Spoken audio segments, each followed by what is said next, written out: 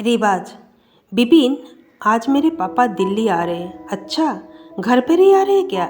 नहीं बिपिन, वो यहाँ कोर्ट में कुछ काम था इसलिए आ रहे हैं। थोड़ा रुक कर नित्या फिर बोली, बिपिन, पापा को वापस जाते हुए शाम को काफ़ी देर हो जाएगी।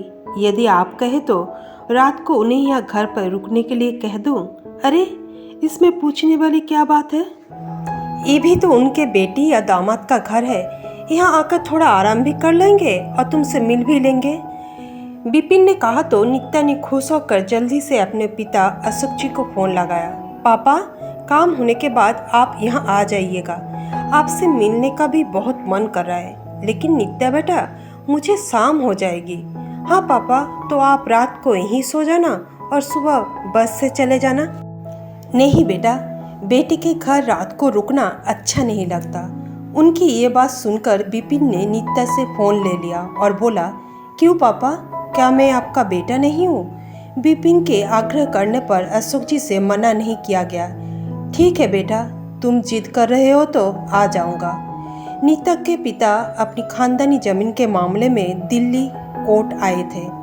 वे इन दिनों काफ़ी परेशान थे। सारा दिन कोर्ट में चक्कर लगाते लगाते थक गए थे। इसलिए नित्या के बुलाने पर ऑटो पकड़कर नित्या के घर चले गए। नित्या और बिपिन उन्हें देखकर बहुत खुश हुए, लेकिन नित्या के सासू माँ को शायद उनका इस तरह आना पसंद नहीं आया। थकावट के कारण वे थोड़ा बहुत खाना खाकर जल्दी सो गए। सुबह नित्या ने जल्दी उठकर अशोक जी के लिए नाश्ता बनाया, लेकिन अशोक जी ने सिर्फ चाय और बिस्कुट ही लिया, क्योंकि उन्हें सुबह जल्दी खाने की आदत नहीं थी। जाते समय वो नित्या को अपने बटुए से निकालकर 500 रुपया देने लगे तो नित्या ने मना करते हुए कहा, नहीं पापा, आज कोई त्योहार थोड़ी है, बस आपको देखने का मन था तो आपको बुला लिया। अशोक जी की बस का टाइम हो रहा था। बिपिन ने मोटरसाइकिल से उन्हें बस स्टैंड छोड़ दिया। अशोक जी के घर से निकलते ही नित्या के सास ने नित्या को ताने मारते हुए कहा, क्या तुम्हारे पिता को रीति रिवाज का कोई ज्ञान नहीं है? इतना भी नहीं पता कि बेटी के ससुराल में कुछ खाते पीते हैं तो शगुन देकर जाना चाहिए। ये बेटी का ससुराल है, कोई सराय नहीं, जहाँ आकर सो गए और चाय नाश्ता करके चलते बने। नित्या स्तंभ सी अपनी सास का मुंह देखती रहेगी।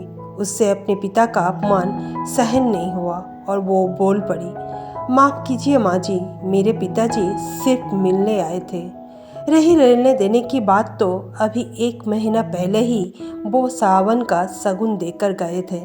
और हाँ, मैं भूल गई थी कि बेटी का ससुराल सराय नहीं है, 5 स्टार होटल होता है, जहाँ चाय नाश्ता करने के लिए भी 500 रुपये देने पड़ते हैं। इतनी देर में बिपिन अपने ससुर जी को छोड़कर वापस आ गया था। उसने सारी बातें सुन ली।